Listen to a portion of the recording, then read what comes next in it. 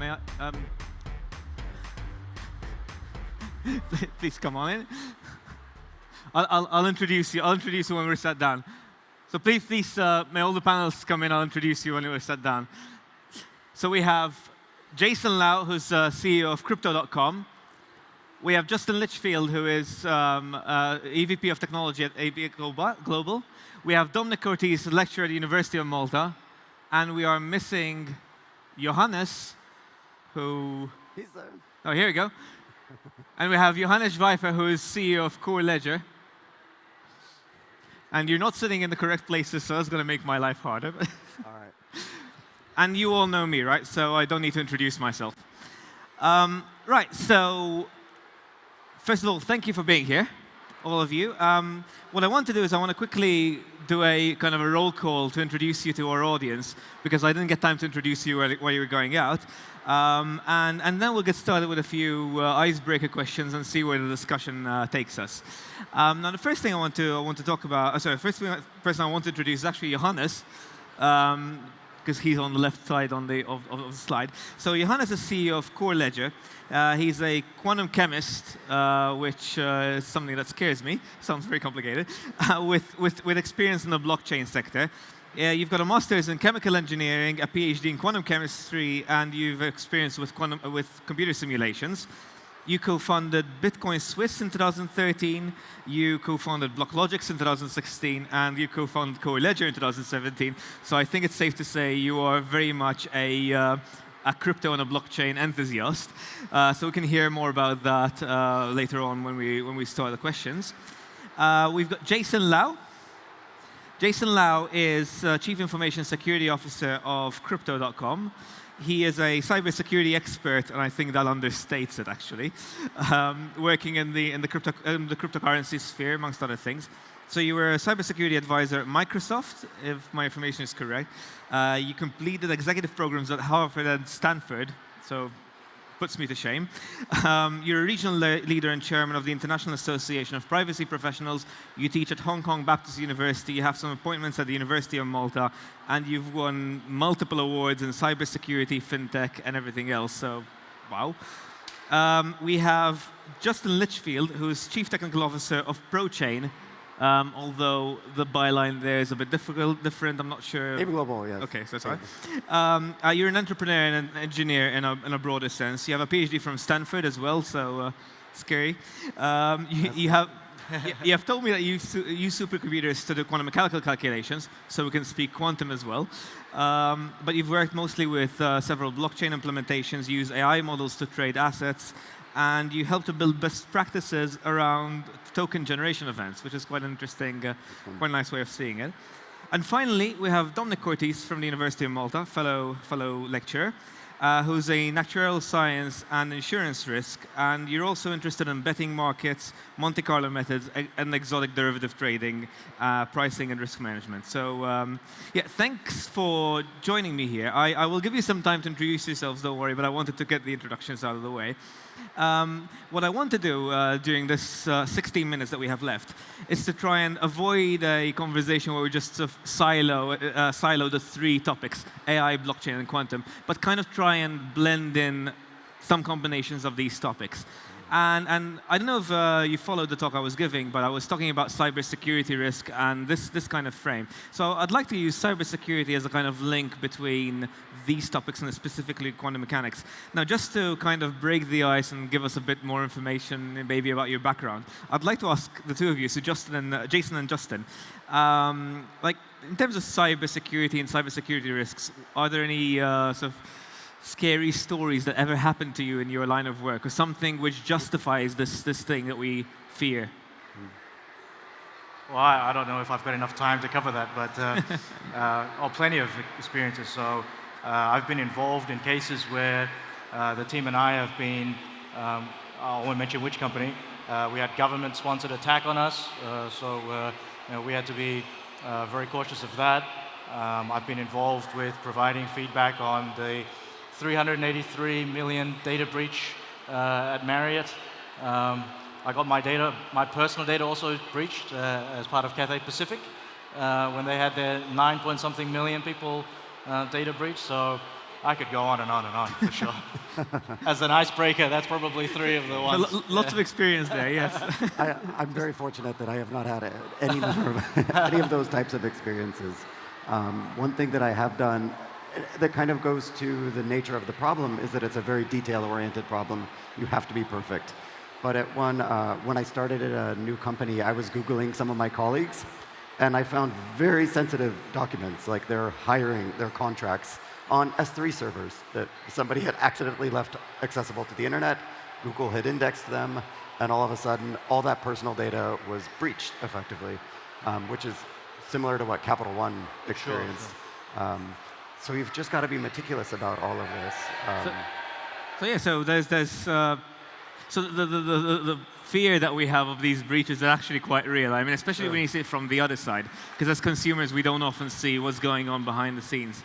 Government-sponsored attacks are not something which we consumers generally have. Right. Now, turning on to Dominic, because of the idea of risk and insurance and everything else. So keeping in mind these kinds of breaches, plus the idea that we could have quantum-secured communications or quantum computers breaking codes. I mean, how does this affect the risk and insurance industry? So with respect to an insurance background, sometimes when you're covering a risk, you could be covering it implicitly or explicitly. For example, you might have an explicit cover for a cyber breach, but sometimes you're covering it without even knowing. So for example, you're making a loss of business policy. That is, if the company loses any business, it will be remunerated by the insurer, and there's a cyber attack. So you weren't really thinking about covering for it, but hey, you have. Now, the fear of cybersecurity is not just that you have an individual attack, it's the aggregation effect. So from an insurer's perspective, you really are worried if there's an earthquake in Malta rather than just one building that has a problem. And for example, it has been estimated that an attack on a cloud computing service, this is a study by Lloyd's, can vary. The effects of it on the insurance industry can vary anywhere between 10 to 200 billion, with a median of 53 billion. We're talking about here of a major catastrophe if there's an attack on a cloud server right now using current technologies, let alone quantum technology. So it's something to be scared of as well. But there's quantum secured communications, which might make it better. Now, I want to draw in Johannes, Jason, and Justin into this next one, because, there is a problem, clearly, and some people are saying that the blockchain is one way of kind of solving some cybersecurity issues. I'm not an expert, so I'm not going to pretend to know what I'm talking about. But in a wider sense, do you see any threat or benefit from the quantum world creeping into the blockchain industry? If it is at all? So Johannes first, maybe to hear your voice. Well, the correct answer to this question is yes and no at the same time, right? Quantum. Practically speaking, when I did my PhD, it was at a time when a colleague of mine said, "We trapped a photon." I said, "Well, great, you trapped a photon. Excellent. What do you do with it?" Well, we had to release it. It was just trapped for 1 second, right? And it was not about human rights, photon rights back at that time. But nonetheless, it was at a very, very early stage of technology. And but technology is actually acting up, and it's faster and faster and faster. And nowadays, quantum computing is not a concept anymore. So companies are actually delivering commercial computers. So why yes and no? I mean, yes, blockchain uses a technology which is affected by quantum computers. Quantum computers can crack the encryption mechanism.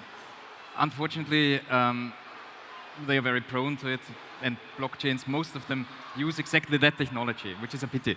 On the other hand, no, because what the one can apply in order to crack technology, the other can apply as well to ensure it and make it more safe. So it's always a battle between, well, the ones who make fire attack and ice, weapons basically, and the others who make defense systems, right?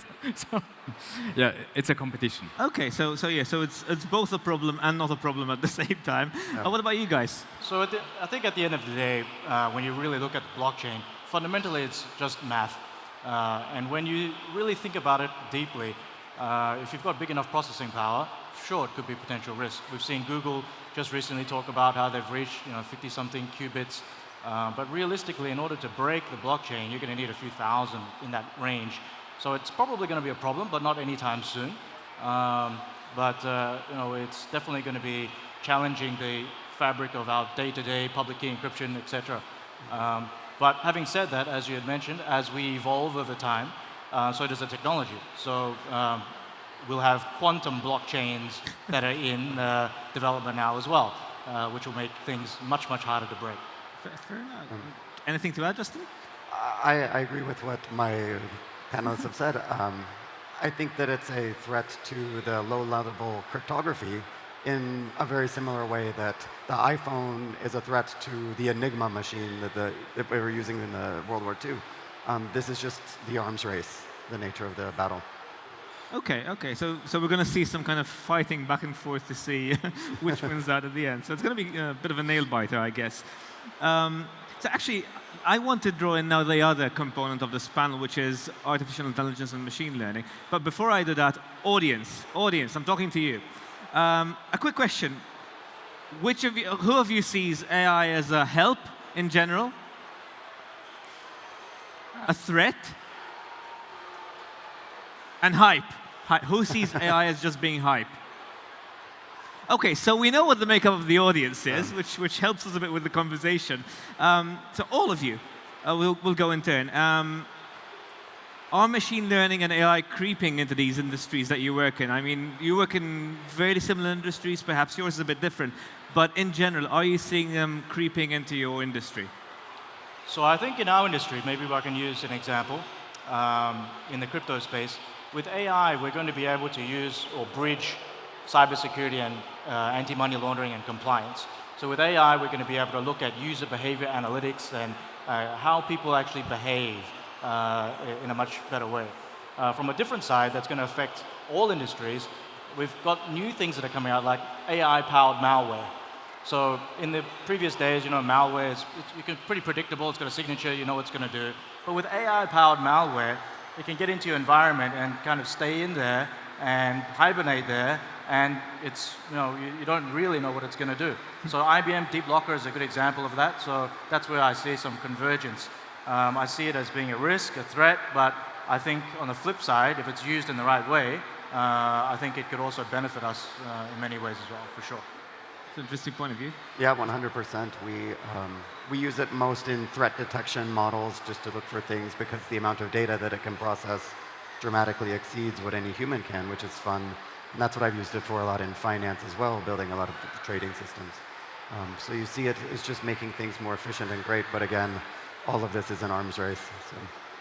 Okay, so it's a way of making things more efficient than human beings could ever do. Johannes, and I'll get to Dominic. Yes, so talking about the inefficiency side, from an insurance perspective, if you had to ask many individuals from an insurance background 5 years ago, what do you think about AI, blockchain? The answer would have been probably, it's hype. It's just hype. Now we're realizing that it's not just hype. It's actually quite useful. And for example, the AI technologies are actually making life a little bit easier by dealing with daily tasks faster. So if you have a claims handler, rather than having to do the daily, taking pictures and trying to calculate the cost of a claim, there are apps out there that can actually, easily available apps that can actually calculate how much damage something actually costs. So that's already creeping in. But with respect to an infrastructure system, we still think in the traditional manner. So for example, recently in an actuary report, I just use a simple clustering technique, K-medoids. It's as simple as possible. The actuaries wouldn't have any of it because it's not a traditional method of dealing with it. Now, it's an actuary talking to actuaries. Wouldn't they accept it in a way? So I think what we need to do is, from a regulation perspective, we need to think a bit differently as well. Blockchain might actually make sense as a blockchain for smart contracts to pay claims, but it also makes sense that to use blockchain as a form of a mutual insurer where everyone is sharing. Okay. That's interesting. And Johannes, what's your perspective on AI creeping into your field? Honestly, I mean, we are not yet using it, but we have an interesting and complex problem, which is easily solved, or more or less easily solved, by the human mind, like finding paths through different offers, which we combine into, we call it trade sequences. And 2 years ago, I already made a nice drawing with 500 points on a map, and just drawing lines, and it was easy actually to solve this. By hand, like, oh yeah, I see the connection. But a computer algorithm, which is practically stupid, straightforward, it's very complex. But AI is exactly a technology which can mimic how the human brain thinks, more or less, depending on how it's implemented, right? But that's the aim. So this is indeed a problem from the blockchain world, which can be solved by AI. And a second part where we can supply, let's call it components, is when individual artificial intelligence nodes have to talk to each other. They need to rely on some, let's call it, meddling secure channel to transport information in between them. And a blockchain is exactly that, like a means how to transport information without anybody modifying it without being detected, right? So a blockchain can help. So thanks for that. I'm sorry I'm interrupting, but we're running out of time. I'll get back to you in a second about something else, but I want to first ask Dominic a direct question. Will AI put actuaries out of a job? In 40 seconds. In 3 seconds, yes and no. There's already a big change coming in. It will change in pricing. So the key difference between old insurance and new insurance, old insurance, you pay for car insurance once a year, that's it. Now, even home insurance, for example, now with AI, you can actually have a live event, and there's live pricing, pay as you go, but also according to the risk. So if you're driving in a particular area where there's more cars, there's more accident prone and whatnot. So, and it's not that drastic to think about that case. In that case, actuarial methods, traditional, they don't fit. So pricing will move probably a bit further away from actuaries. But the reserving part, we're going to be using AI to have more robust reserving. That's fantastic. Okay, that was 45 seconds, so thank you for keeping it at that. Before I ask all of you to conclude, I'm going to get back to Johannes, because you're one of the few people in here, at least, who has kind of experience with all three areas that we're talking about. And I just wanted to ask you, is there any convergence in general that you're seeing between these technologies now, whether it's AI and blockchain, whether it's blockchain and quantum, whether it's all three? Are you starting to see these technologies moving together? Well, everything is somehow bound to computing power, and logics and algorithms. Algorithms need more and more computing power, and clever algorithms to solve the problems. So yes, it's converging. I see it from my own field of profession. Okay, that's so it's a very positive answer. So yes, they are. Yes, I could elaborate. Finally, it was a yes answer rather than a yes. Yes. So last 30 seconds each. Which of these three technologies do you most have your eyes on? Why? Any other statements you want to make? 30 seconds. Go. Well, I think all three of them. It's really the ABC, AI, blockchain, and cybersecurity. But how they converge together, I think it's with kind of like an ethical framework. So at the end of the day, it's still the human element of how we use all of these technologies. So the ethical framework for all of these different technologies is something that I'm following. So the launch of this at the Malta summit this time is good timing. But personally, I think all three of them relate to my industry in different ways. So all three? All three. All three? All three. Justin? I think that the quantum is a very, very low level. It'll be a very powerful technology. I'm watching it. But in the same way that you're watching processor speeds go faster, it's not useful. It's not applicable to like the end user. So I see a lot more use to the AI and probably more the blockchain, where it's actually like user interactions. The others will get more low level, and it will just feel more natural. So keep an eye out on it, but not yet, Yes. in terms of quantum. Okay, but the other two. Dominic?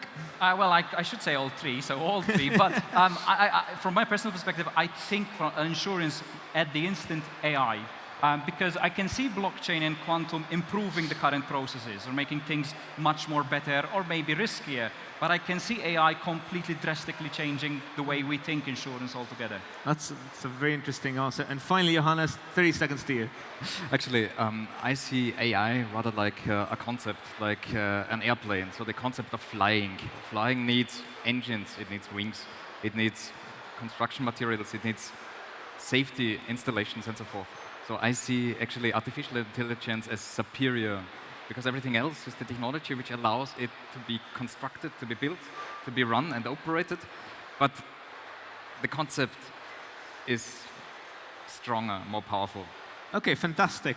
Thank you. We are running out of time. Well, we ran out of time, actually. So I thank all of you. Please give a hand to our panel. And I thank you for your attention, and thank you again for participating.